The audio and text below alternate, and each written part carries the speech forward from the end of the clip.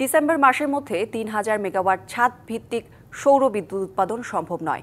প্রকল্পের জন্য নির্ধারিত স্থাপনাগুলোর ছাদে এমন সক্ষমতাই নেই। এছাড়া এই খাতে বেসরকারি বিনিয়োগেও আছে অনেক বাধা। সৌর প্যানেলের রক্ষণাবেক্ষণের অর্থ কোথা থেকে আসবে তাও স্পষ্ট নয়। Institute for energy economics and financial analysis IEFA এর গবেষণায় এসব তথ্য উঠে এসেছে। নবায়নযোগ্য জ্বালানি খাতে অন্তর্বর্তী সরকার বিগত সরকারে পথে হাঁটছে কিনা সেই প্রশ্নও তুলেছেন গবেষকরা। জ্বালানি সংকট নিরসনের জন্য ২০১০ সালে নতুন বিদ্যুৎ সংযোগের সময় গ্রাহকের স্থাপনার ছাদে সৌর বিদ্যুৎ স্থাপনের নির্দেশনা দেওয়া হয়। এরপর এই কাজে গতি আনতে ২০১৮ সালে নেট মিটারিং গাইডলাইন করে সরকার। জাতীয় গ্রিডের বিদ্যুৎ ব্যবহারের পাশাপাশি গ্রাহকের বিদ্যুৎ গ্রিডে সরবরাহের সুযোগ দেওয়া হয়, কিন্তু এতে কাঙ্ক্ষিত সফলতা মেলেনি। গত প্রায় দেড় দশকে ছাদ ভিত্তিক সৌর বিদ্যুতের অর্জন মাত্র ২৫০ মেগাওয়াট। আপনার প্রিয় কাপড়ের যত্নে এলো এনজাইম সমৃদ্ধ Arik silver wash detergent powder ৫০০ গ্রাম মাত্র ৭০ টাকা। প্রিমার্ক। এমন পরিস্থিতিতে ৬ মাসের কম সময়ে ৩,০০০ মেগাওয়াট ছাদ ভিত্তিক সৌর বিদ্যুৎ স্থাপনের উচ্চাভিলাষী প্রকল্প নিয়েছে সরকার। এতে ব্যয় ধরা হয়েছে প্রায় ১০,০০০ কোটি টাকা।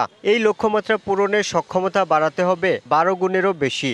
সময়ের সীমাবদ্ধতার পাশাপাশি বেসরকারি বিনিয়োগেও অনেক বাধা আছে বলে মনে করছেন উদ্যোক্তারা। একেবারে সম্পূর্ণ অবাস্তব এবং একেবারে অপ্রয়োজনীয়ভাবে এ ধরনের একটা পরিকল্পনা নেওয়া হয়েছে। তবে উদ্যোগটা আমার কাছে খুবই আশাব্যঞ্জক, পজিটিভ, যে সাহসী উদ্যোগ, এ ধরনের অ্যাম্বিশাস উদ্যোগ নিতে হবে, কিন্তু উদ্যোগের পেছনের যে শক্তিটা সেটা কিন্তু সরকার দিচ্ছে না। আন্তর্জাতিক প্রতিষ্ঠান IEEFA এর গবেষণা বলছে, এই প্রকল্পে নেওয়া নির্ধারিত স্থাপনাগুলোর ছাদে ৩,০০০ মেগাওয়াট সৌর বিদ্যুৎ স্থাপনের সক্ষমতা নেই।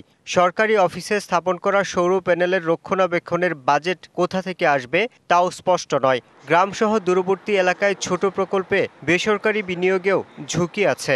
২০ থেকে ২৫ বছর মেয়াদী যে রক্ষণাবেক্ষণ, সেই বাজেটটা কোথা থেকে আসবে সেটা যদি না থাকে, অতীতে স্থাপিত অনেক ছাদভিত্তিক সৌর বিদ্যুৎ এখন কাজ করছে না রক্ষণাবেক্ষণের অভাবে। কাজে এই বাজেটটা না থাকলেও সেই একই ধরনের সমস্যা তৈরি হবে। এক্ষেত্রে আমাদের রিকমেন্ডেশন হচ্ছে, ছাদভিত্তিক সৌর বিদ্যুৎ স্থাপনের কারণে যে বিদ্যুতের বিল সাশ্রয় হবে, সেই সাশ্রয় থেকে বার্ষিক একটি টাকা যদি রেখে দেওয়া হয়, তাহলে সেই বাজেটটা দিয়ে লং টার্ম একটা কন্ট্রাক্টে যাওয়া যেতে পারে।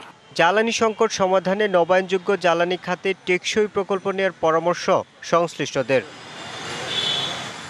Yusuf Rana, DBC news, Dhaka.